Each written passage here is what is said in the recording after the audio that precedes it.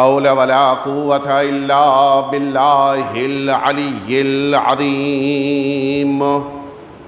حسبنا الله ونعم الوكيل، نعم المولى ونعم النصير. أعوذ بالله من الشيطان الرجيم. بسم الله الرحمن الرحيم. الحمد لله الذي لا يبلغ مدحته القائلون ولا يحصي نعماءه العادون ولا يؤدي حقه المجتهدون. ثم الصلاة والسلام والتحية والإكرام على سيد الأنبياء والمرسلين، سيدنا ومولانا أبي القاسم محمد صلى الله عليه وعلى أهل بيته الأطيبين الأنجبين الذين أذهب الله عنهم الرجس وطهرهم تطهيرا. اللهم صل على لا سيما الإمام المبين بقية الله في الأرضين. أرواحنا وأرواح العالمين لتراب مقدمه الفداء، واللعنة الدائمة الباقية على أعدائهم أجمعين. أما بعد، فقد قال الله الحكيم في كتابه المبين: ورضوان من اللہ اکبر. ایک دفعہ مل جل کے آپ سبھی حضرات صلوات بھیج دیجئے.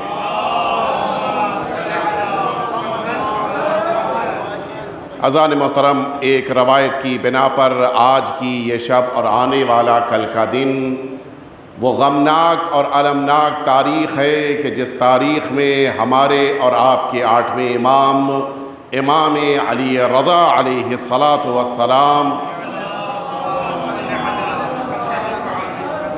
مولا کی شہادت واقع ہوئی ہے. اس سرزمین خراسان پر عبداللہ مأمون نے مولا کو زہر دیا تھا، اور اس زہر کی بنا پر آقا کی شہادت واقع ہوئی، اور تمام عالم شیعیت ہی نہیں بلکہ تمام عالم انسانیت امام کے وجود ذیجود سے محروم ہو گئی، اور بشریت ہدایت کے اس عظیم الشان مینارے کے سوگ میں اس لیے فرش عزا بچھا رہی ہے کہ یقیناً امام کا وجود تمام عالم کے لیے برکتوں کا سبب اور ذریعہ ہوتا ہے، اور ان برکتوں سے محروم ہو جانا، خود امام کی ذات سے محروم ہو جانا، یہ سب سے بڑی محرومی ہے. یقیناً امام کا سوگ مختلف تاریخوں میں یہ تمام مؤمنین منعقد کرتے ہیں، جن میں سے وہ تاریخ بھی ہے کہ جو صفر المظفر کی 17 تاریخ کہ جس تاریخ میں اس شہر ممبئی میں اکثر جگہوں پر مولا کا سوگ منایا جاتا ہے، اور اسی طرح سے اسی صفر المظفر کے آخری دنوں میں یعنی روایتوں کے اختلاف کی بنا پر 28 تاریخ یا 29 تاریخ کو بھی مولا کی شہادت کا ذکر واقع ہوا ہے، اور ان تاریخوں میں بھی سوگ منایا جاتا ہے.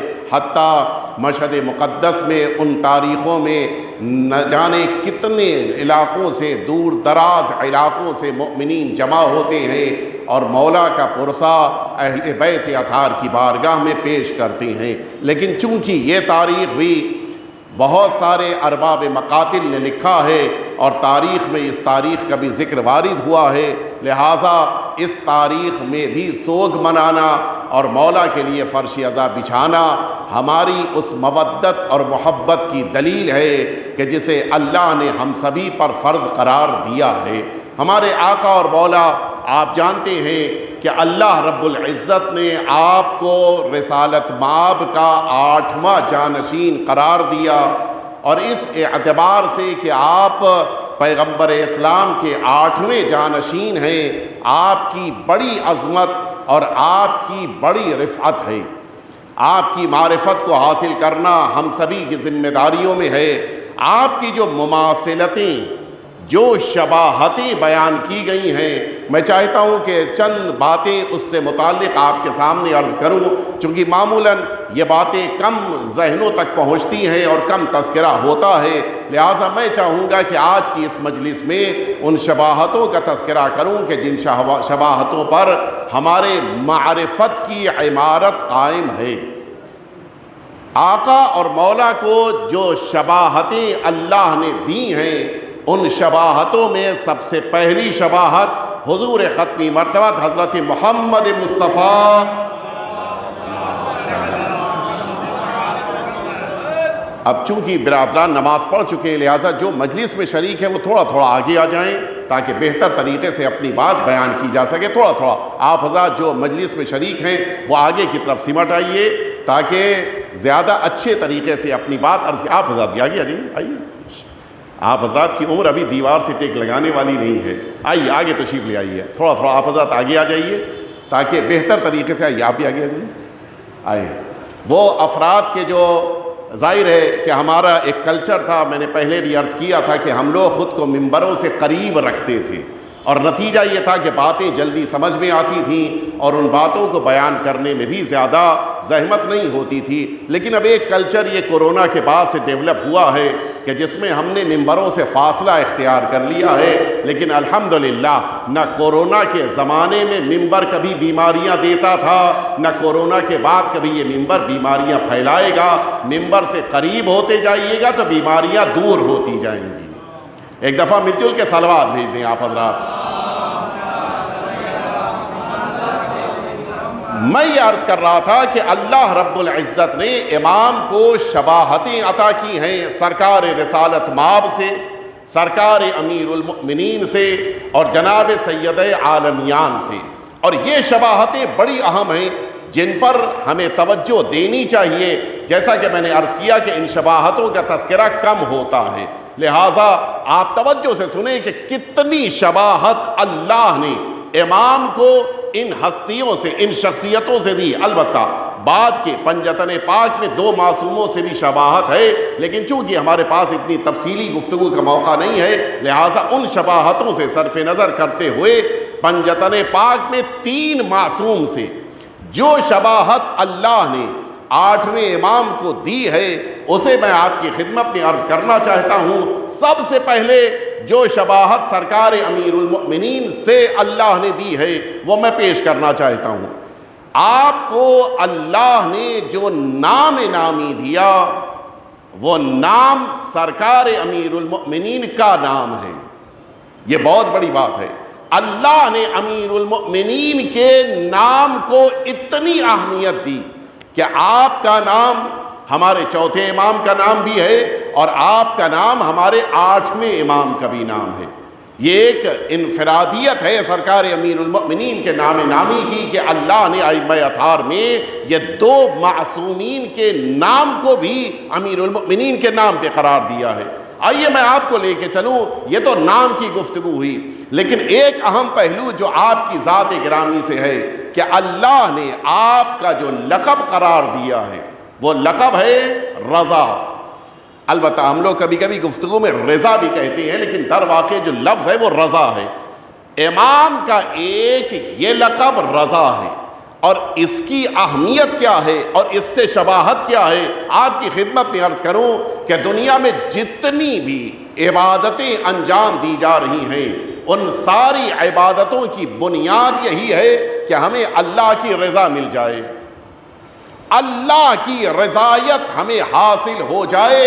ساری عبادتیں اسی لیے ہیں۔ نماز کیوں پڑھی؟ اللہ راضی ہو جائے۔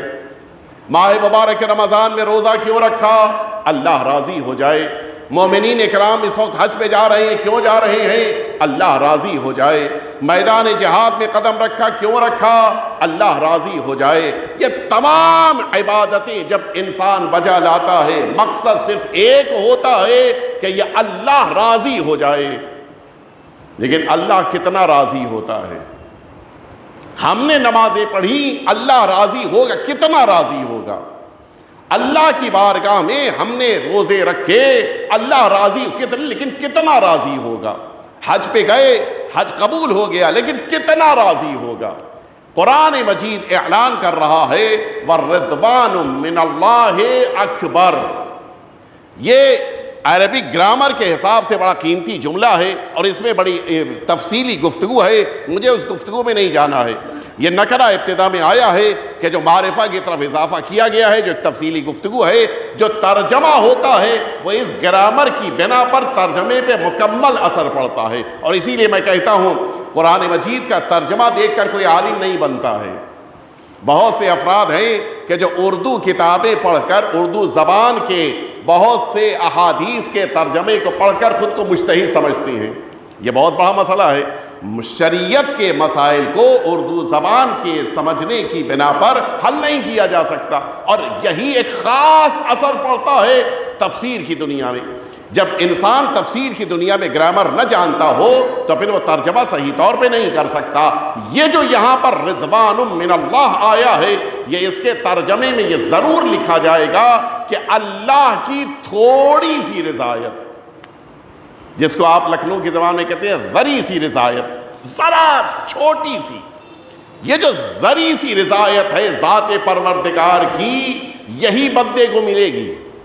یہ نہیں ہو سکتا کہ بڑے پیمانے پر بندے کو اللہ سے رضایت، نہیں، اللہ کی ذرا سی رضایت بندے کو ملے گی، اور یہ وہ رضایت ہے کہ جس کے لیے قرآن نے اعلان کیا کہ یہ اللہ کی رضایت جب بندے کو ملتی ہے تو ذرا سی، ہے تو مختصر سی، ہے تو چھوٹی سی، لیکن یہ اللہ کی رضایت اللہ کی نگاہ میں اکبر ہے، یعنی سب سے بڑی ہے۔ اس سے بڑی کوئی رضایت نہیں ہے، توجہ فرمائی آپ نے، سب سے بڑی رضایت اللہ کی چھوٹی سی رضایت ہے۔ یہ عجیب اللہ کی ذات کی عظمت ہے۔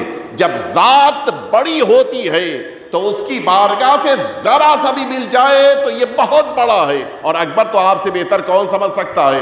ہم اذانوں میں کہتے ہیں اللہ اکبر، اللہ سب سے بڑا ہے، اللہ کی ذات کے برابر کوئی نہیں ہے۔ یہ اکبر اللہ نے قرآن میں اپنی رضایت کے لیے استعمال کیا اور تمام انسانوں کو بتایا کہ اللہ کی تھوڑی سی رضایت مل جائے تو تم جنت میں جاؤ گے، اللہ کی تھوڑی سی رضایت مل جائے تو تمہیں سارے گناہ معاف کر دیے جائیں گے، اللہ کی تھوڑی سی رضایت مل جائے تو تمہیں رضوان پروردگار مل جائے گا، اللہ کی تھوڑی سی رضایت مل جائے تو تمہیں جنت میں درجات مل جائیں گے، اللہ کی تھوڑی سی رضایت مل جائے تو تمہاری برزخ آسان ہو جائے گی، اللہ کی تھوڑی سی رضایت مل جائے تو تمہارے لیے محشر کے مراحل آسان ہوتے جائیں گے۔ آپ نے توجہ فرمائی، جب اللہ کی، پوری توجہ چاہتا ہوں، جب اللہ کی تھوڑی سی رضایت تمام انسانوں کے لیے اکبر ہے تو اب اس ذات کے بارے میں کیا کہیں گے جسے اللہ اپنی پوری رضایت دے دے؟ صلوات بیت محمد وآل محمد پہ آپ انصاف سے پوری رضایت جس کے حوالے اللہ کر دے، پھر ان کے درجے کوئی سمجھ سکتا ہے؟ اور اسی لیے قرآن مجید نے جس موقع کے اوپر فرمایا کہ ان اللہ اشتری من المؤمنین انفسہم، وہ مومنین میں سے کچھ افراد کہ جن کے نفسوں کو پروردگار خرید لیتا ہے بمرضات اللہ، اور مقابل میں اپنی رضایت دیتا ہے۔ سارے ترجموں میں لکھا ہے، سارے گرامر کے اعتبار سے ہونے والے ترجمے میں کیا ہوگا؟ اس کا ترجمہ یہ ہوگا کہ اللہ ساری رضایت دیتا ہے۔ اے میرے پروردگار، اگر بستر پہ سونے والے کو رضایت دینا ہے تو تھوڑی سی رضایت دے دے، کیا ضروری ہے کہ ساری رضایت دی جائے؟ اور یہ بھی عجیب انفرادیت ہے، لوگ رات بھر جاگ کر عبادتیں کرتے ہیں تو اللہ سے تھوڑی سی رضایت ملتی ہے، میرا مولا بستر پہ سو جاتا ہے تو اللہ کی ساری رضایت لے لیتا ہے۔ یہ عجیب انفرادیت ہے۔ میرے پروردگار ذرا سی اس رضایت کو اپنے پاس بچا لیا ہوتا، شاید آواز قدرت آئے کہ جب معاملہ ہوتا ہے تو اس معاملے کی ایک خاص بنیاد ہوتی ہے۔ معاملے میں یہ دیکھا جاتا ہے کہ مال کو جب کوئی خریدنے کے لیے آیا ہے تو وہ رقم کتنی دے رہا ہے، جتنی رقم دے گا اتنا مال دیا جائے گا۔ میں ایک مثال دے دوں، آپ بازار میں خریدنے کے لیے شکر جائیے، شکر خریدنے کے لیے آپ نے 5 کلو شکر کی رقم دی ہے، تو اب بیچنے والا 4.5 کلو شکر نہیں دے سکتا۔ کیوں؟ اس لیے کہ جتنی رقم ہوتی ہے اتنا ہی مال دیا جاتا ہے۔ شاید آواز قدرت آئے، میں اپنی رضایت میں سے کچھ اپنے پاس روک لیتا اگر نفس بیچنے والے نے خود کچھ روکا ہوتا۔ نہ ادھر سے کچھ روکا گیا نہ ادھر سے کچھ روکا گیا، کل نفس ادھر سے گیا، کل رضایت ادھر سے آئی۔ اب نتیجہ یہ ہے کہ اگر کسی کو رضی اللہ کہنا ہے تو اب رضی اللہ نہ کہو جب تک یہ نہ دیکھو کہ امیر المؤمنین راضی ہے یا نہیں راضی ہیں۔ لوگوں کے کہنے سے اللہ راضی نہیں ہوتا، بلکہ جس کے پاس رضایت قرار دی ہے اگر وہ راضی ہیں تو اللہ راضی ہے۔ اور اب آئیے میں اپنے مرحلے تک آپ کو لے کے آ گیا۔ اللہ نے امیر المؤمنین کو اپنی رضایت دی، اور یہ عجیب انفرادیت ہے، پہلے امیر المؤمنین کا نام بھی اللہ نے علی رکھا اور انہیں بھی اپنی رضایت عطا کر دیا، اور 8ویں جانشین کا نام بھی علی رکھا اور ان کو تو نام ہی رضا قرار دے دیا۔ اب جسے رضایت پروردگار چاہیے 8ویں امام کی بارگاہ میں آنا ہوگا۔ یہ عجیب مماثلت ہے امیر المؤمنین سے، نام بھی امیر المؤمنین کا، اور ساتھ ہی ساتھ وہ رضایت جو اللہ نے امیر المؤمنین کو دی ہے، وہی رضایت ہمارے آقا اور مولا کے پاس بھی ہے۔ اور اسی لیے مولا کی بارگاہ میں آ جانے والا اپنے پروردگار کی معرفت کو حاصل کر لیتا ہے۔ آئیے میں آپ کو لے کے چلوں حضور ختمی مرتبہ سے کیا مماثلت ہے۔ بڑا اہم نکتہ ہے کہ جس کی طرف آپ سبھی کی میں توجہ چاہوں گا۔ اسی مدینہ طیبہ میں رسالت مآب، جس موقع پہ مکہ معظمہ اور مدینہ طیبہ دونوں جگہ، جس موقع کے اوپر رسالت مآب، البتہ یہ مسئلہ اصل ہے مکہ معظمہ کا، کہ جس موقع کے اوپر جناب قاسم کو دفن کر کے واپس آ رہے ہیں، جناب ابراہیم کو بھی دفن کر چکے ہیں، آپ کے بیٹے دنیا سے رخصت ہو گئے۔ مکے کے کفار نے یہ کہنا شروع کر دیا کہ چونکہ اب ان کی نسل، ان کی جنریشن یہیں پہ ٹھہر گئی، بیٹا دنیا سے چلا گیا، لہٰذا اب ان کی چونکہ نسل آگے نہیں بڑھے گی، لہٰذا رسول اللہ کا پیغام بھی آگے نہیں بڑھے گا۔ میرے ساتھ آپ ہیں یا نہیں؟ ایک جملہ آپ کے ذہنوں کے حوالے کر رہا ہوں، متوجہ ہونا آپ کا کام ہے۔ حضور اکرم کے بارے میں مکے کے کفار نے یہ بات کہی کہ چونکہ ان کی آل نہیں ہے، لہٰذا ان کا پیغام دنیا تک نہیں پہنچے گا، ختم ہو جائے گا۔ آج امت یہ کہتی ہے کہ اگر رسول اللہ کے ساتھ بیٹھنے والے نہ ہوتے تو اسلام نہ پھیلتا۔ یہ بات تو کفار بھی سمجھتے تھے، جب تک آل رسول نہ ہو اسلام نہیں پھیلے گا۔ مل جل کے صلوات بھیج دیں آپ حضرات۔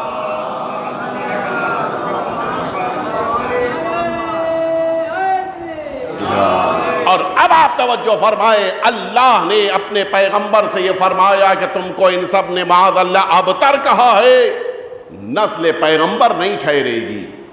اللہ نسل پیغمبر کو دنیا تک پہنچائے گا، اور نسل پیغمبر کے ذریعے سے اسلام دنیا کے گوشے گوشے تک پہنچے گا۔ اور بالکل یہی حالات پیدا ہوئے 8ویں امام کے زمانے میں۔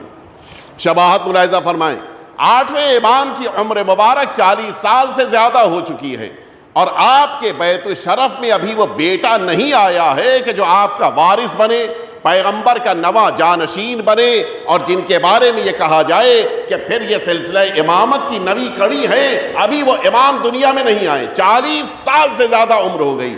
اب نتیجہ کیا ہوا؟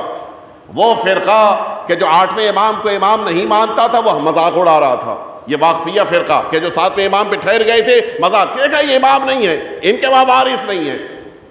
وہ لوگ کہ جو 6 امام کے بعد 7ویں ہمارے امام کو نہیں مانتے تھے، کہ آپ جانتے ہو 2 حصوں میں بٹ گئے تھے، وہ لوگ بھی مذاق اڑا رہے تھے کہ دیکھا جن کو تم مانتے ہو 8ویں، ان کے وہاں کوئی وارث نہیں ہے، نتیجہ ہے کہ یہ بھی امام نہیں، معاذ اللہ ان کے والد 7ویں امام بھی امام نہیں ہیں۔ یعنی مسئلہ 8ویں امام کی امامت پر ہی نہیں تھا بلکہ 7ویں امام کی امامت پر بھی تھا۔ اور اوپر چلے جائیے، زیدیہ فرقہ جو جناب زید بن علی کو، جو ہمارے چوتھے امام کے بیٹے ہیں، ان کو امام مانتا تھا، اور 5ویں امام کے جن کو اللہ نے 5واں بنایا ہے، جن کو ہم مانتے ہیں، انہیں نہیں مانتا تھا۔ اس فرقے کو بھی موقع مل گیا کہ ہم تو پہلے ہی کہتے تھے کہ 5ویں امام امام نہیں ہے، 6ٹھے امام امام نہیں ہے، 7ویں امام امام نہیں ہے، 8ویں امام معاذ اللہ امام نہیں ہے، اس لیے کہ ان کے گھر میں بیٹا نہیں ہے۔ اور اوپر چلے جائیے، وہ ایک فرقہ کہ جو جناب محمد حنفیہ کو امام مانتا تھا اور چوتھے امام کو اپنا امام نہیں مانتا تھا، وہ بھی مذاق اڑانے لگے۔ کہا دیکھا ہم پہلے ہی کہتے تھے کہ جناب امام سجاد علیہ السلام امام نہیں ہیں، اس لیے کہ اگر وہ امام ہوتے تو پھر ان کے بیٹے کے بیٹے کے بیٹے کے بیٹے کے وہاں بیٹا ہوتا، 8ویں امام کے وہاں بیٹا نہیں ہے، اس کے معنی کہ چوتھے امام امام نہیں ہے۔ یہ تو وہ تھے کہ جو اپنے کو امیر المؤمنین کا چاہنے والا کہتے تھے، یہ مذاق اڑا رہے تھے۔ اور اوپر چلے جائیے، کچھ ایسے افراد کے جو امیر المؤمنین کو امام نہیں مانتے تھے، انہوں نے بھی خوب مذاق اڑایا۔ میں نام نہیں لینا چاہتا، یہ فرقے کہ جو آج بڑے اچھے دکھائی دیتے ہیں، یہ وہ فرقے ہیں کہ جنہوں نے خوب مذاق اڑایا 8ویں امام کا، کہ ہم تو کہتے تھے کہ سلسلہ امامت ہے ہی نہیں، اگر سلسلہ امامت ہوتا تو یہ 8ویں پہ آ کے رک نہ جاتا، اس لیے کہ ان کا کوئی وارث نہیں ہے۔ خوب مذاق اڑا رہے تھے یہ۔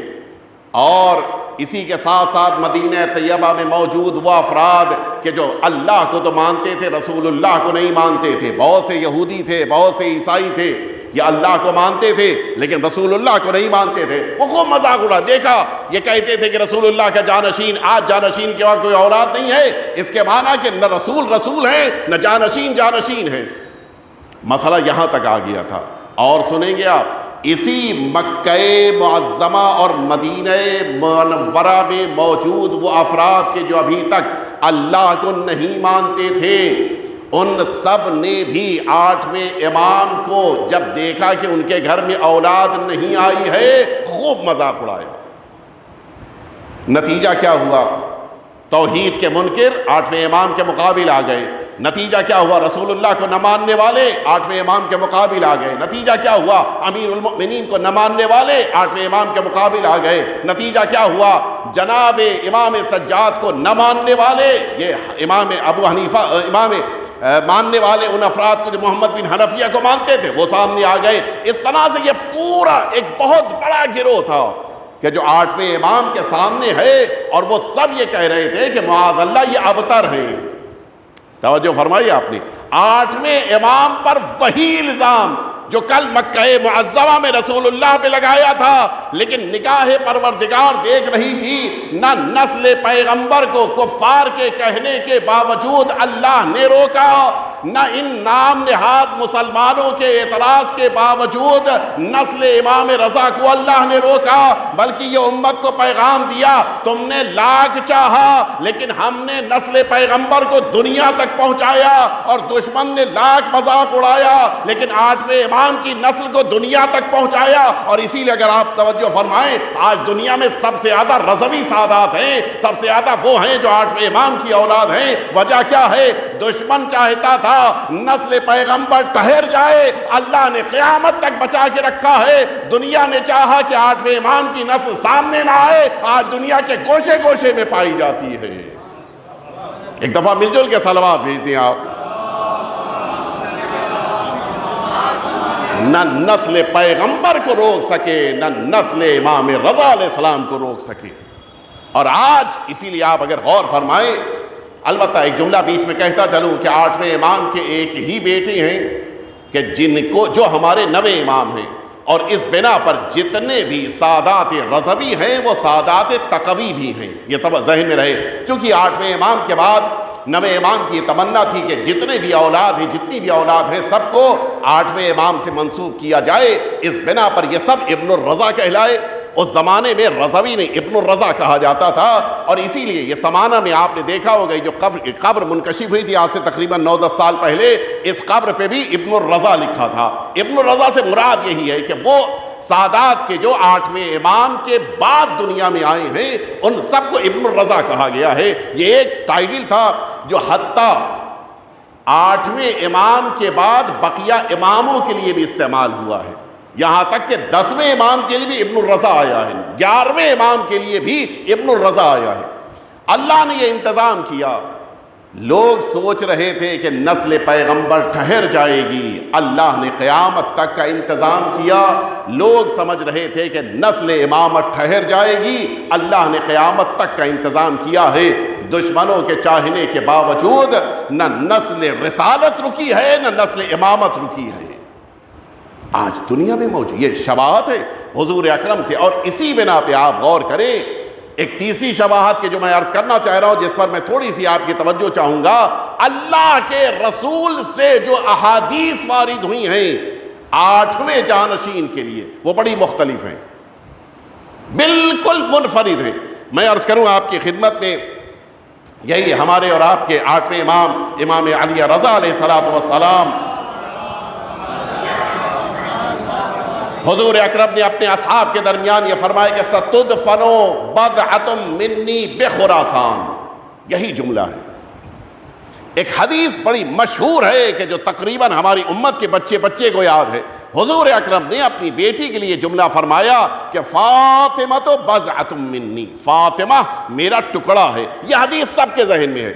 اب آئیے اس حدیث کو سنیے جو رسالت مآب نے 8ویں امام کے لیے فرمایا۔ کیا فرماتے ہیں؟ ستدفن بضعۃ منی بخراسان، ان قریب میرا ایک ٹکڑا اسی خراسان میں دفن ہوگا۔ شباہت آپ نے محسوس فرمائی؟ اللہ کے رسول نے اپنی بیٹی کو اپنا ٹکڑا کہا ہے اور اپنے 8ویں جانشین کو اپنا ٹکڑا کہا ہے،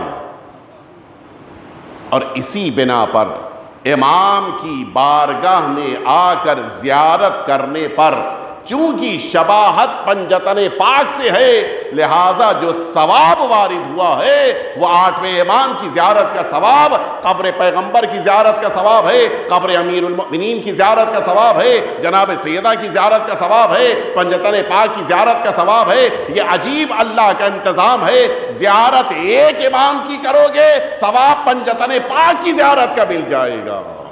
ایک دفعہ مل جل کے صلوات بھیج دیں آپ حضرات۔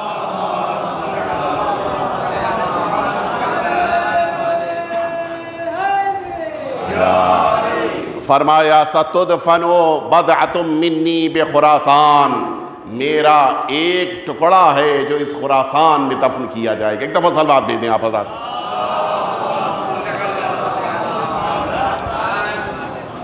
فرمایا جو بھی پریشان حال اس بارگاہ میں زیارت کے لیے آ جائے گا، اللہ اس کی پریشانیوں کو دور کر دے گا۔ 8ویں امام کی زیارت کی بڑی اہمیت ہے، اور یہ حقیقت ہے وہ جو روایتوں میں وارد ہوا ہے کہ مفلس کا حج 8ویں امام کی زیارت ہے، اور اسی لیے جن مؤمنین کو یہ سعادت نہ مل پائے کہ وہ اللہ کے گھر کی زیارت کرنے کے لیے جا پائیں، بہت سے مسائل ہوتے ہیں، بہت سی پریشانیاں ہوتی ہیں، انہیں 8ویں امام کی بارگاہ میں زیارت کے لیے جانا چاہیے۔ اللہ نے غریب کا، مفلس کا حج قرار دیا ہے 8ویں امام کی بارگاہ کی زیارت، اور ہمیں کوشش کرنی چاہیے کہ خود کو جب امام کی بارگاہ تک پہنچائیں، ہمارا انداز یہ ہونا چاہیے کہ ایک فقیر، ایک غلام، ایک محتاج، ایک ضرورت مند امام معصوم کی بارگاہ میں آیا ہے۔ آپ جس موقع کے اوپر دروازے پہ آ کے کھڑے ہوتے، میں اس پہلے جملہ عرض کر چکا ہوں، لیکن اس لیے عرض کروں تاکہ ہمارے ذہن متوجہ ہو جائیں، جب ہم 8ویں امام کی بارگاہ میں دروازے پر آ کر کھڑے ہوتے ہیں تو وہ جو اذن دخول پڑھتے ہیں اس میں جملہ یہی ہے، اشہد انک تسمع کلامی وترد سلامی، مولا میں گواہی دیتا ہوں کہ آپ میری آواز سن رہے ہیں اور ہمارے سلام کا جواب دے رہے ہیں۔ یہ امام کی بارگاہ میں سامنے کھڑے ہو کے کہنا ہے، کیوں؟ تاکہ یہ احساس ہو ہم جس امام کو مانتے ہیں ان امام کی زندگی کے قائل ہیں، ہم کسی امام کی موت کے قائل نہیں ہیں۔ میں عرض کروں آپ کی خدمت میں، ایک ہم پر یہ بھی اعتراض ہے کہ جاتے ہیں لیکن یہ بس اپنے اماموں کی بارگاہ میں جاتے ہیں، ہمارے کسی بزرگ کی بارگاہ میں نہیں آتے ہیں۔ ہم ان کی بارگاہ میں بھی جانا شروع کر دیں گے، بشرطے کہ آپ ان کی زندگی کو ثابت کر دیجئے۔ آپ ثابت کر دیجئے کہ وہ زندہ ہیں، ہم بھی جانے لگیں گے۔ اچھا ہم وہ بھی نہیں جانتے، وہ بھی نہیں کہتے کہ وہ زندہ ہیں، وہ اس بات کے قائل نہیں ہیں، اور اسی لیے آپ کبھی غور کیجئے رسول اللہ کو سلام کرتے ہیں لیکن بقیہ کسی کے لیے سلام نہیں ملتا ان کے وہاں، اس لیے کہ سلام زندہ کو کیا جاتا ہے۔ ہم نے جنہیں امام مانا ہے ان کی زندگی کے قائل ہیں، ہم نے جنہیں امام مانا ہے ان کی بارگاہ میں کھڑے ہو کے جب ہم سلام کرتے ہیں اس احساس کے ساتھ کہ ہم سلام کرتے ہیں اور ادھر سے ہمیں جواب سلام ملتا ہے، اور یہی وجہ ہے ہم اپنی نمازوں کے بعد 8ویں امام کی بارگاہ میں جب سلام کر رہے ہوں مقصد یہی ہوتا ہے، مولا ہم آپ کو سلام کر رہے ہیں تاکہ دنیا والے بھی دعا دیتے ہیں، انسان اپنے بھائی کو سلام کرے وہ وعلیکم السلام کہتا ہے کہ تم کو سلامتی ملے، ہم والد کو سلام کریں وہ بھی کہتے ہیں وعلیکم السلام تم کو سلامتی ملے، لیکن ایک انفرادیت ہے۔ آپ مثال کے طور پہ ابھی نماز کے بعد یا ابھی مجلس کے بعد زیارت پڑھیں گے 8ویں امام کی، بس ایک بار کہیں گے السلام علیک یا غریب الغربا، نہیں، السلام علیک یا غریب الغربا، السلام علیک یا علی ابن موسیٰ الرضا، کئی دفعہ آپ سلام کرتے نہیں کرتے، یہ کون سا دستور ہے؟ ایک بار انسان معمولاً سلام کرتا ہے، یہ بار بار کیوں سلام کرتے ہیں؟ اچھا یہ صرف 8ویں امام کی بارگاہ نہیں، ہر بارگاہ میں ہے۔ آپ زیارت امین اللہ پڑھنے کے لیے سرکار امیر المؤمنین کی بارگاہ میں کھڑے ہوئے السلام علیک یا امین اللہ فی ارضہ، ایک بار سلام ہو گیا؟ نہیں، دوبارہ پھر سلام کریں گے، تیسری بار پھر سلام کریں گے، چوتھی بار پھر، یہ بار بار سلام کیوں؟ سرکار سید الشہداء کی بارگاہ میں آئیں گے، بار بار سلام کریں گے، مولا آپ پر سلام، مولا آپ پر اور آپ کے والد پہ سلام، مولا آپ پر آپ کی والدہ پہ سلام، مولا آپ پر اور آپ کے جد پہ سلام، یہ بار بار کیوں سلام؟ اس کی ایک وجہ ہے، وہ وجہ کیا ہے؟ انسان جب کسی اور کو سلام کرتا ہے تو پلٹ کر ادھر سے جب جواب سلام ملتا ہے تو کیا کہتا ہے؟ وعلیکم السلام، اللہ کی سلامتی تم پر بھی ہو، اس لیے کہ سلام، السلام اسم من اسماء اللہ، اللہ کے ناموں میں سے ایک نام ہے، لہٰذا انسان سلامتی کے ذریعے سے اللہ کی بارگاہ سے دعا کرتا ہے۔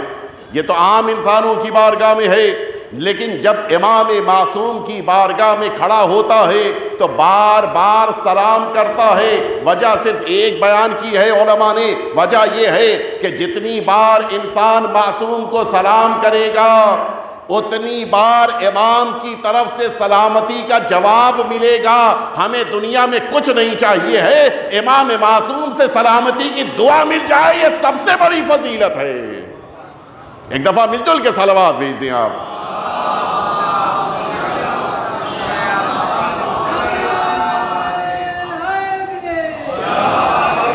ایک دفعہ بہتر صلوات بھیج دیں آپ۔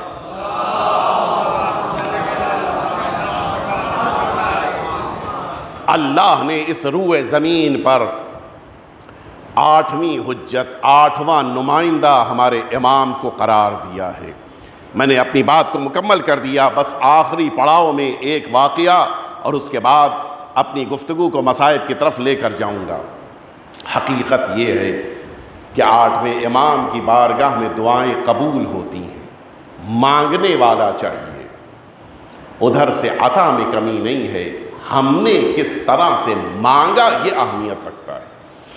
اور جتنے زیادہ توجہ کے ساتھ ہم، معرفت کے ساتھ ہم امام کی بارگاہ میں کھڑے ہو کر دعا کریں گے اتنی جلدی ہماری دعا قبول ہوگی۔ سنیں گے آپ؟ میں اکثر تذکرہ کرتا ہوں، بڑے اچھے خطیب ہیں اور بڑی پیاری تقریریں کرتے ہیں اور واقعاً پڑھے لکھے انسان ہیں۔ حجت الاسلام والمسلمین آقائے محسن قرائتی حفظہ اللہ تعالی، آپ حضرات بھی جن کا تعلق ذرا بھی ایرانی چینل، ایرانی ٹی وی سے ہے، وہ انہوں نے دیکھا ہوگا، ہر تھرسڈے کو، ابھی گزشتہ شب بھی آیا ہوگا ان کا پروگرام، ہر شب جمعہ ان کا پروگرام آتا ہے بلا ناغہ، اور تقریباً 60 سال ہو رہے ہیں اس پروگرام کو، جب ٹی وی نہیں تھا تب سے پروگرام چل رہا ہے ان کا، اور آج بھی جاری ہے۔ حتیٰ وہ اگر سفر پہ جاتے ہیں، یہاں تک کہ حج پہ جاتے ہیں، کیمرہ مین ساتھ میں جاتا ہے، وہ وہاں سے ریکارڈ کر کے بھیجتا ہے، بقیہ دنوں میں تو لائیو ہوتا ہے لیکن وہاں سے جب سفر پہ ہو ریکارڈ کر کے بھیجتا ہے۔ اتنا محبوب پروگرام ہے۔ اور لوگ آج بھی دلچسپی سے سنتے ہیں۔ انہوں نے ایک واقعہ نقل کیا اسی شہر تہران کے رہنے والے ایک مرد مومن کا۔ یہ وہ انسان کہ جس کے پاس بے پناہ دولت تھی، اور اب اس دولت کا نتیجہ ظاہر انسان اپنے بچوں کا فیوچر ڈھونڈتا ہے، لہٰذا انہوں نے اپنے بچے کے فیوچر، سب سے زیادہ پیسے والے تھے تہران کے، اپنے بچوں کے فیوچر کو بہترین بنانے کے لیے اپنے بیٹے کو لندن پڑھائی کے لیے بھیج دیا۔ گیا بیٹا پڑھنے کے لیے گیا لندن، لیکن جب پڑھائی مکمل کر کے وہاں سے واپس پلٹنے لگا تو اس نے فون کر کے کہا کہ میں اکیلا نہیں آ رہا ہوں، وہاں کی یادگار بھی لے کے آ رہا ہوں۔ آپ متوجہ ہو گئے؟ آپ حضرات کے چہرے ایسا لگ رہا ہے کہ میری بات متوجہ نہیں ہوئے۔ مل جل کے صلوات بھیج دیں آپ حضرات۔ بھائی میں لندن تو ساتھ میں نہیں لا سکتا، لہٰذا وہاں کی یادگار کو ساتھ میں لیے آتا ہوں، صبح شام جب گھر میں رہے گی تو خود لندن یاد آئے گا۔ اب تو متوجہ ہو گئے آپ۔ اور اب والد نے سمجھانا شروع کیا، بیٹا یہ نہ کرنا، یہ غلط کام ہے، ہم شیعہ اثنا عشری ہیں، ہم اہل بیت کے چاہنے والے ہیں، وہ کچھ بھی ہو وہ وہاں سے آئے گی تو وہ تمہارے کہنے سے مذہب بدل دے گی۔ مذہب بدلنے کے باوجود عادتیں نہیں بدلتی ہیں۔ میرے اس جملے پہ خاص طور سے جوان توجہ دیں، یہ جو جذباتی مسئلہ ہوتا ہے کہ ہم تبدیل کر دیں گے، آپ تبدیل ابھی کریں گے اور 1 سال کے بعد آپ خود کتنے بدل جائیں گے اس کا کیا بھروسہ؟ اور یہ ہو رہا ہے، یہ ہو رہا ہے، لہٰذا خاص توجہ دیں۔ ہمیں ظاہر ہے کہ ملاقات ہے، دوستی ہے، اٹھنا بیٹھنا ہے، ساتھ میں کلاس ہے، سب کچھ ایک طرف، شادی اپنے مسلک اپنے مذہب میں کرنا ہے، ہمیں باہر نہیں جانا ہے۔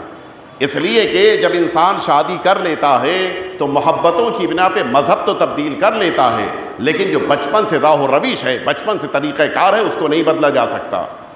آپ چھوٹے سے درخت کو مثلاً ابھی 1 مہینے 2 مہینے کا ہے، اس کو اگر ذرا سا چاہیں ٹیڑھا سیدھا کرنا کر سکتے ہیں، لیکن وہی درخت اگر 20 سال کا تناور درخت بن گیا ہے اسے آپ ٹیڑھا نہیں کر سکتے۔ ٹیڑھا ہو گیا تو سیدھا نہیں کر سکتے، کیوں؟ اس لیے کہ اسی سمت چل پڑا ہے۔ 20 سال کے بعد کسی کو تبدیل نہیں کیا جا سکتا۔ ہاں بہت زیادہ ایسے بہت سے واقعات ہیں کہ جن میں بہت سی خواتین ادھر سے ادھر آنے کے بعد بہت نیک بنی، وہ بہت کم کیس ہوتے ہیں، خاص طور سے آج کے دور میں اور مشکل کام ہے۔ اور میں اس کی ایک مثال دے دوں کہ اگر واقعاً شادی کر کے لانے کے بعد مزاج کو اور عادتوں کو بدلا جا سکتا ہوتا تو پھر رسول اللہ کو اپنی ایک بیوی سے تکلیفیں نہ اٹھانی پڑتی۔ صلوات بھیج دے محمد والے محمد پہ۔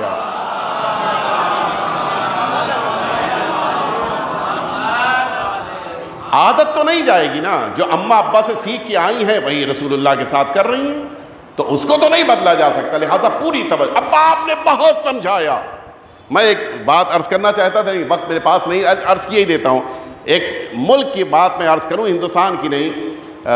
آج دوپہر کی مجلس میں البتہ اس ملک کا نام بھی میں نے لیا تھا، لیکن اس وقت میں یہاں نہیں لینا چاہتا چونکہ ریکارڈ ہو رہا ہے۔ میں مجلس میں گیا، مجلس سے پڑھ رہا تھا، عاشور کی شب یعنی شب عاشور، ایک مرد مومن کے بیٹے کو میں نے دیکھا کہ سارے مومنین تو سیاہ لباس پہنے ہیں، بیٹا لال کپڑے پہنے ہیں۔ بڑا تعجب۔ اچھا یہ وہ چیز ہے جو شیعہ کلچر میں ایکسیپٹیبل نہیں ہے، ہو ہی نہیں سکتا کہ شب عاشور کوئی کالے کے علاوہ کپڑا پہن لے۔ کالے سے ملتا جلتا تو ممکن ہے، لیکن لال پہن لے ممکن ہی نہیں ہے۔ مجھے بڑا تعجب ہوا۔ اچھا ممبر سے سب دکھائی دیتا ہے، ممبر سے تو سب پتہ چلتا ہے کہ کون کہاں بیٹھا ہے، کیسے بیٹھا ہے، کیا کر رہا ہے، سب پتہ چلتا ہے۔ میں نے مجلس کے بعد ان کو ڈھونڈا، ان سے پوچھا کہ خیریت؟ اچھا مجھے بڑا آڈ لگ رہا تھا، میں نے پوچھا خیریت یہ کیا ہو گیا؟ آپ ماشاءاللہ سے سیاہ لباس پہنے ہوئے، بقیہ مومنین سے، آپ کیوں ایسا پہنے؟ کہا مولانا کیا بتاؤں، میں آفس سے نکلا تھا، میں نے اپنی وائف کو فون کیا کہ مجھے دیر ہو گئی ہے، اب میں گھر میں اوپر نہیں آ پاؤں گا، تم ایک کام کرو کہ بچے کو تیار کر کے نیچے بھیج دو، میں گاڑی سے آتا ہوں، اس کو لے کے چلا جاؤں گا امام بارگاہ میں مجلس کے لیے۔ انہوں نے تیار کر کے بھیج دیا، لال کپڑا پہنا دیا۔ کیوں؟ کہ اس لیے کہ وہ اس مسلک سے ادھر آئی ہیں، ان کو محرم کے آداب نہیں پتہ ہیں۔ توجہ فرمائی، یہ جو ایک خاص ہمارا کلچر ہے، ایک خاص ہماری تہذیب ہے، اسے آپ ٹرانسفر نہیں کر سکتے، پوری توجہ رہے۔ لہٰذا میں خاص طور سے جوانوں سے کہوں گا کہ یہ جذباتی مسئلہ نہیں ہے، یہ پوری نسل کا مسئلہ ہے۔ خاص طور سے ان حالات میں غیروں کی طرف سوچنا بھی نہیں ہے، کسی بھی مذہب و مسلک کا ہو ہم سے مطلب نہیں ہے، ہمیں شادی اپنے مذہب اپنے مسلک میں کرنی ہے۔ بہت سمجھایا کہ نہیں بیٹا یہ کام نہیں کرو، تمہارے لیے مناسب نہیں ہے، کہا نہیں۔ اچھا جب آپ جانتے ہیں عشق اندھا ہوتا ہے، کہتے نہیں کہتے ہیں آپ لوگ، وہ اپنی دلیلیں دے رہے ہیں، یہ اپنی آرگومنٹ پیش کر رہا، نہیں نہیں نہیں وہ چینج ہو جائے گی، بدل جائے گی، یہ ہو جائے گا، وہ سب کچھ۔ باپ نے کہا اچھا بیٹا ایک کام کرو، کچھ دن کے لیے واپس آؤ، میرے ساتھ رہو، ہم دونوں یہیں بیٹھ کے بات کریں گے۔ باپ نے اس لیے بلایا کہ دماغ کو مزاج کو بدل دیں، بیٹا اس لیے آ رہا ہے کہ والد کے مزاج کو بدل دیں گے، کہ میں ان کو راضی کر کے رہوں گا۔ یہ بیٹا آیا باپ سے ملنے کے لیے تہران۔ دیکھیے انتظام اس کو کہتے ہیں۔ والد خود مشہد مقدس میں 8ویں امام علی رضا علیہ السلام مولا کے حرم مطہر میں یہ خود خادم، آپ جانتے ہیں کہ تشریفاتی طور پہ اعزازی طور پہ بہت سے ایسے خادم ہیں جن کو سال میں 1 بار یا 2 بار موقع ملتا ہے، اور اس کی بڑی اہمیت ہے۔ میں نے ابھی گزشتہ ایک مجلس میں ذکر بھی کیا تھا کہ ہم سب بھی جب قم میں تھے بڑی تمنا تھی کہ امام کے ہم سب خادم بن جائیں، حتیٰ وہ جو بیج ملتا ہے، بعض مؤمنین کے جو خادم ہیں وہ بیج وصیت کرتے ہیں کہ ان کے ساتھ قبر میں دفن کی جائے، اتنی اہمیت ہے۔ خادم ہونا امام کا بہت بڑی بات ہے۔ یہ والد خادم تھے۔ اتفاق یہ کہ ان کے پاس مشہد کے ایک اور ان کے دوست خادم کا فون آیا کہ فلانی تمہیں پتہ ہے اس دفعہ مجھے بہت بڑی سعادت ملی۔ کیا سعادت؟ کہ اس دفعہ مجھے ان لوگوں کے درمیان قرار دیا گیا ہے کہ جنہیں امام کے حرم میں صفائی کی توفیق ملی ہے، جاروب کشی کا جن کو موقع مل رہا ہے، مجھے بھی اس دفعہ موقع ملا ہے۔ نہ جانے باپ کے دل میں کیا تڑپ تھی، انہوں نے اپنے اس دوست سے کہا کہ اگر تم کو یہ سعادت یہ موقع مل رہا ہے تو ایک کام کر دو، تم ذرا سی کوشش کرو، ریکویسٹ کرو۔ اچھا یہ موقع بہت کم لوگوں کو ملتا ہے، یہ زندگی میں کسی کو ایک بار ملتا ہے۔ اتنے خادم ہزاروں کی تعداد میں ان کے درمیان کسی کا انتخاب ہو، بہت بڑی بات ہے۔ اگر تم تھوڑی سی بات کر لو، سفارش کرو، گزارش کرو وہاں کے ذمہ داروں سے، شاید میں اور میرے بیٹے کو بھی موقع مل جائے امام کے حرم میں جاروب کشی کا۔ کبھی میں وعدہ تو نہیں کر سکتا، میں کوشش کروں گا، ٹرائی کروں گا، اگر ہو گیا تو کل میں تمہیں فون کر کے بتاؤں گا۔ اگلے دن اس کا فون آیا کہ میں نے تم لوگوں کے لیے بات کی ہے، بڑی مشکل سے اجازت ملی لیکن اجازت مل گئی ہے، فلاں تاریخ کو یہ موقع مل رہا ہے، تم لوگ بھی آ جاؤ، تم دونوں کا ٹوکن بھی ہم نے لے لیا ہے۔ اس نے وہاں سے خبر دی اس تاریخ سے پہلے، یہ پیسے والے دن کے لیے کوئی مسئلہ نہیں تھا، خود مشہد میں ان کے پاس بہترین گھر موجود تھا، بہترین گاڑی، خادم، سب کچھ موجود۔ یہ پہنچے، ٹکٹ لیا فلائٹ کا، پہنچ گئے۔ وہ وقت جب آیا تو اب ظاہر ہے کہ ان لوگوں کو اندر لیا گیا، اندر کے زائرین کو باہر نکالا جا رہا ہے تاکہ خادم سارے جمع ہو جائیں، اور پھر اس کے بعد ان لوگوں کے زائر کے باہر چلے جانے کے بعد صفائی شروع ہو۔ اور اب حرم کی صفائی کا موقع جب آیا تو وہ جو مشہد کا دوست تھا اس کو مولا نے خود اپنی زری کے اندر جاروب کشی کی سعادت دی تھی۔ اللہ یہ سعادت سب کو عطا کرے۔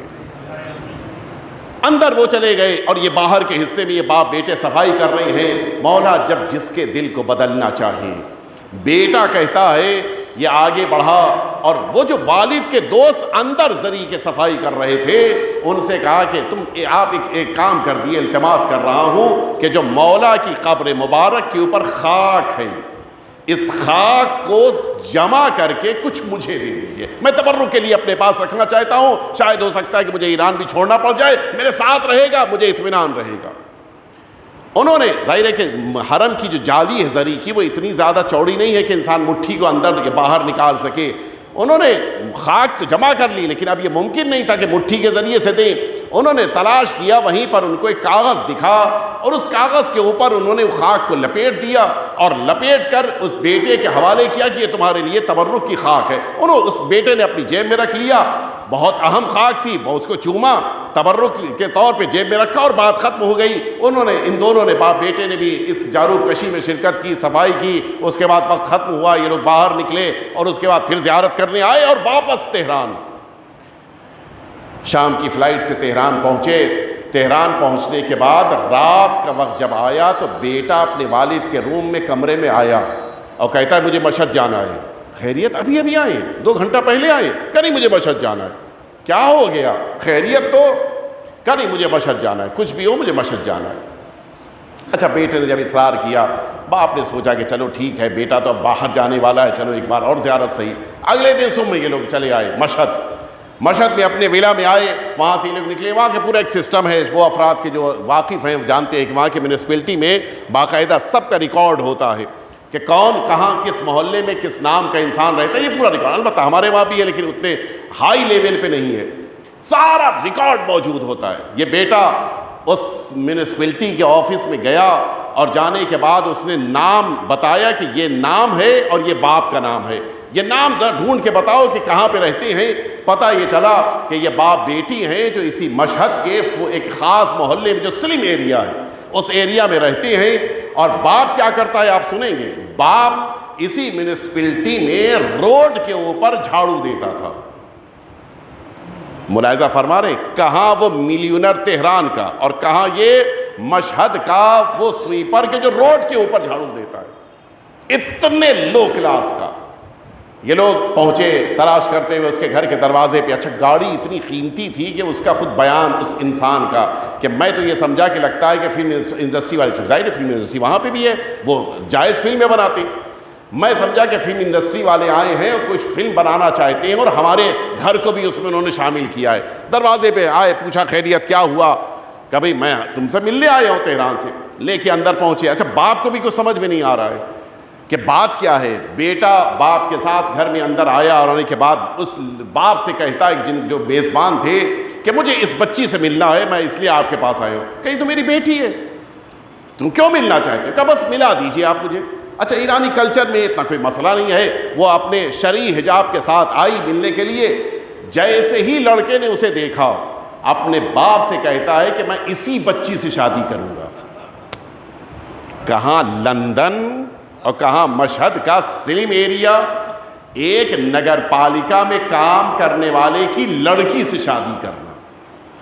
اچھا باپ بھی ابھی تک تو جب مسئلہ تھا نہیں اس بات سمجھ میں آ رہی، تب تک اب بالکل گھبرا گیا، کیا کہہ رہے ہیں تم، ان سے شادی کریں گے؟ خاندان کیا کہے گا، محلے والے کیا کہیں گے، دوست کیا کہیں گے، رشتہ دار کہیں گے، عجیب مسئلہ، ان سے شادی؟ کہ اگر شادی کرانی ہے میری تو اس سے کرائیے، نہیں تو میں نہیں کروں گا شادی۔ باپ کو کچھ سمجھ ہی بھی نہیں آ رہا تھا۔ بہرحال بڑی مشکلوں سے باپ راضی ہوا، پوچھا بتاؤ بات کیا ہے، یہ کیوں آخر یہ اچانک یہ بچی کہاں سے تمہارے ذہن میں آ گئی؟ نہ ہم اس کو جانتے ہیں، نہ اس کا نام پتا تھا، نہ تم نے کبھی اس کو دیکھا تھا، نہ اس کی کوالیفیکیشن پتا ہے، نہ اس کے بارے میں تمہیں کوئی تفصیل پتا ہے، نہ ایج پتا، عمر بھی نہیں پتا، کیسے تم شادی کر رہے ہو؟ کہ والد صاحب سے نے کہا کہ ڈیڈی آپ کو نہیں پتا ہے، جس موقع کے اوپر حرم میں ہم لوگ صفائی میں مصروف تھے، مولا کی ذریح اقدس کے اندر آپ کے وہ دوست صفائی کر رہے تھے۔ میرے دل میں امام نے محبت کچھ ایسی ڈالی کہ امام سے میں نے کہا کہ مولا مجھے آپ کی قبر مبارک کی خاک چاہیے، اور میں آیا آپ کے دوست سے جو اندر تھے ان سے میں نے ریکویسٹ کیا کہ آپ کچھ خاک مجھے دے دیجیے۔ انہوں نے وہ خاک اٹھائی، کاغذ میں رکھی، مجھے دے دی، میں نے اپنی جیب میں رکھ لیا تھا۔ میں جب تہران پہنچا واپس تو میں نے اپنی جیب سے اس کو نکالا کہ اس کو برکت کے لیے چوموں اور تھوڑی سی خاک کو استعمال کروں۔ اب جو میں نے اس خاک کو کھولنے کے لیے کاغذ کھولا تو دیکھا کہ وہ کوئی عام کاغذ نہیں ہے، وہ ایک عریضہ تھا کہ جس عریضے پر یہ خط لکھا تھا کہ مولا میں آپ کے مشہد مقدس میں رہتی ہوں، آپ کی پڑوسی ہوں، لیکن میرا باپ چونکہ پیسے والا نہیں ہے لہٰذا میری شادی نہیں ہو پا رہی ہے، مولا میں آپ کو ضامن بناتی ہوں کہ میری شادی کروا دیجئے۔ کیا میں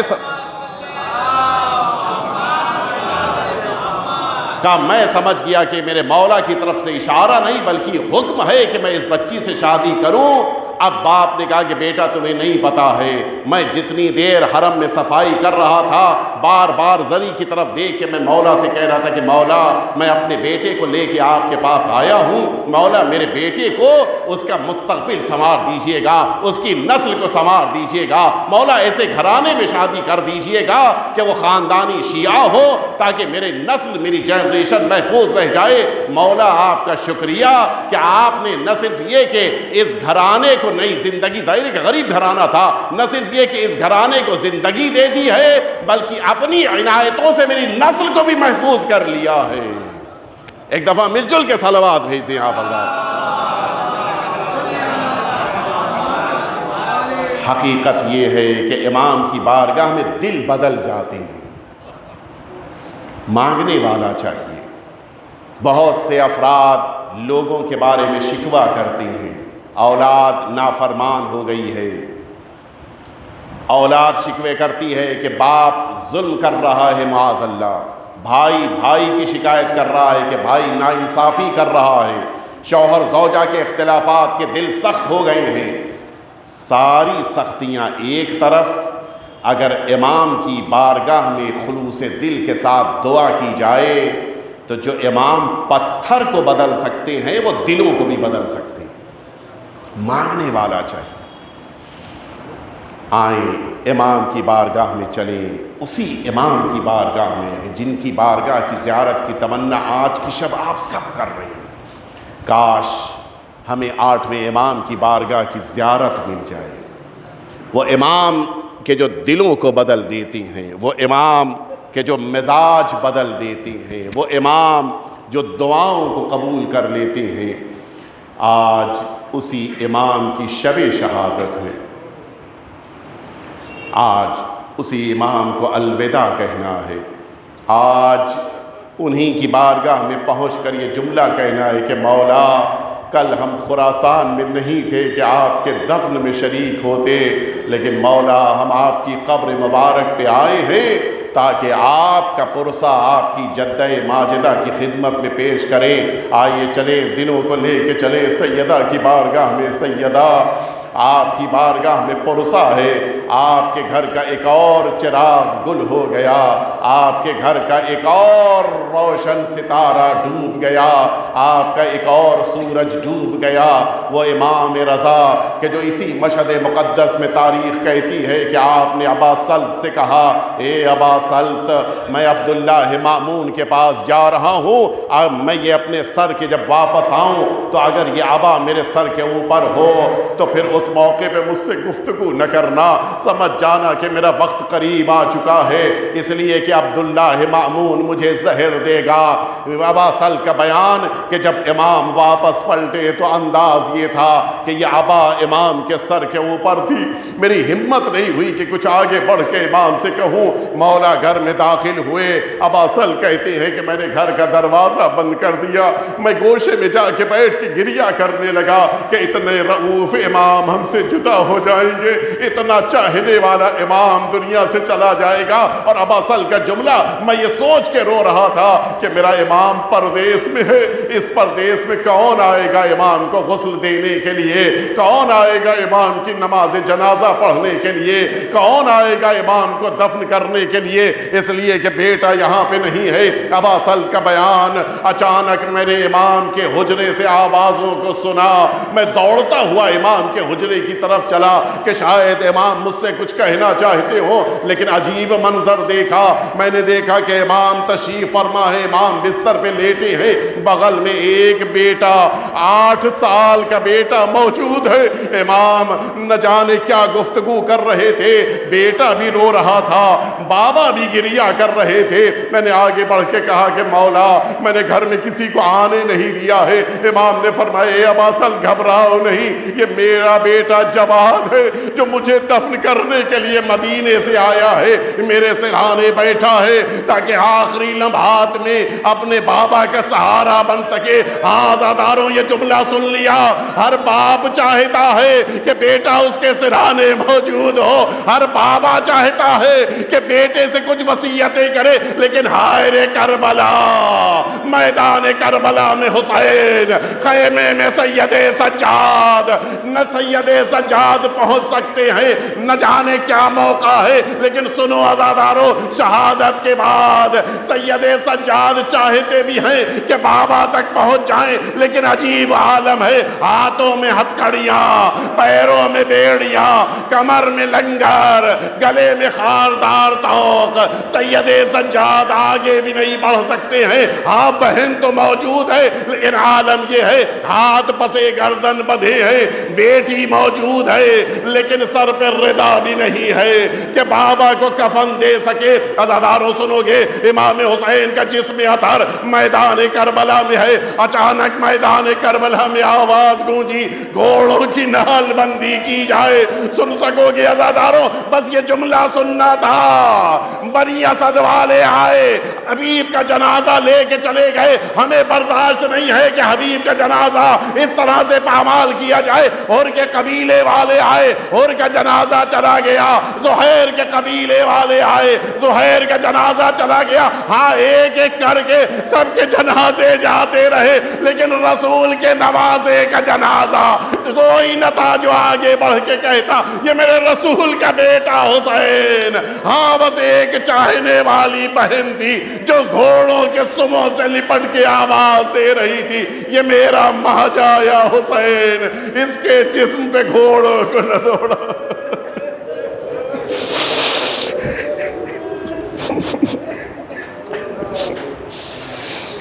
الا لعنت اللہ علی القوم الظالمین وسیعلم الذین ظلموا ای منقلب ینقلبون الہی بحق الزہراء وابیہا وبعلہا وبنیہا والسر المستودع فیہا ان تصلی علی محمد وآل محمد۔ پروردگار ہم سبھی کے آقا اور مولا کے ظہور میں تعجیل فرما۔ پروردگار ہم سبھی کی طرف سے ہمارے امام کی بارگاہ میں تعزیت و تسلیت پیش فرما۔ پروردگار حضرت کے قلب نازنین کو ہم سبھی سے راضی و خوشنود فرما۔ پروردگار حضرت کے رکاب میں ہم سب کو شہادت نصیب فرما۔ پروردگار ہم سبھی 8ویں امام کے عزادار ہیں، پروردگار ہم سبھی سے ہماری عزاداری کو قبول فرما۔ پروردگار ہم سبھی کو 8ویں امام کی بارگاہ کی زیارت نصیب فرما۔ میدان محشر میں 8ویں امام کی شفاعت عطا فرما۔ پروردگار جو مؤمنین اور مؤمنات بیمار ہیں ان سبھی کو شفائے کامل و عاجل عطا فرما۔ پروردگار جو مؤمنین اور مؤمنات اس دنیا سے اٹھ گئے ان سبھی کو 8ویں امام کا مہمان قرار فرما۔ پروردگار ہم سبھی کو عاقبت بخیر فرما۔ میدان محشر میں اہل بیت اطہار کی شفاعت حاصل کرنے والوں میں قرار فرما۔ ربنا تقبل منا انک انت السمیع العلیم۔